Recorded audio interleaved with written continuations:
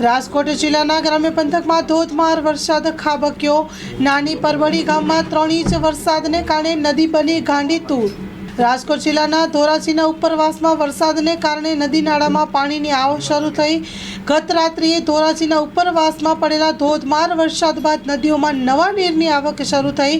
ધોરાજીની સકુરા નદીમાં પણ આવ્યા નવા નીર। નદીમાં ફીણ વળવા લાગ્યા।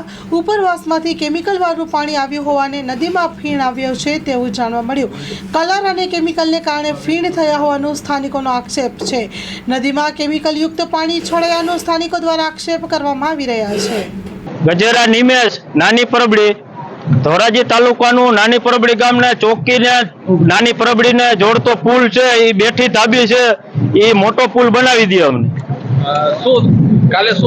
આજે વહેલી સવારે ચોકીથી બોલેરો બાટલાનો ભરાઈને આવતો હતો એ વચારે હલવાઈ ગયો। એ અમારી ટ્રેક્ટરના જહેમતથી અમે અમારા જીવના જોખમ મૂકી અને અમે વચારે ગયા ટ્રેક્ટર લઈ અને અમે બહાર કાઢ્યો।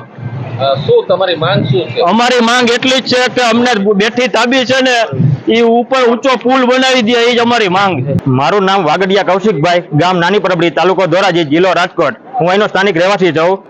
ગઈ મોડી રાતથી નાની પરબડીમાં અવિરત વરસાદને કારણે ફુલજર નદીમાં ઘોડાપૂર આવેલ છે। ત્યારે વહેલી સવારે ચોકીથી નાની પરબડી જવા માટે એક બોલેરો ગાડી ફુલજર નદીમાં ફસાણી હતી। એ બોલેરો ગાડીને ફુલજર નદીમાંથી ફસાણી હતી અને કાઢવા માટે નાની પરબડીના તમામ ગ્રામજનોએ ટ્રેક્ટરની મદદથી એને બચાવેલ છે અને ગામના લોકોએ જીવના જોખમે એને સ્થાનિક લોકોએ જીવના જોખમે એને બચાવેલ છે બોલેરોને। અને ગામના લોકોની માંગ એ છે કે આ સરકારશ્રીને વિનંતી કે આ ગ્રામજનો વહેલી તકે સરકારને રજૂઆત કરેલ છે ઘણીવાર કે આ પુલને વહેલી તકે ઓવરબ્રિજ બનાવે એવી સરકારશ્રીને અપીલ।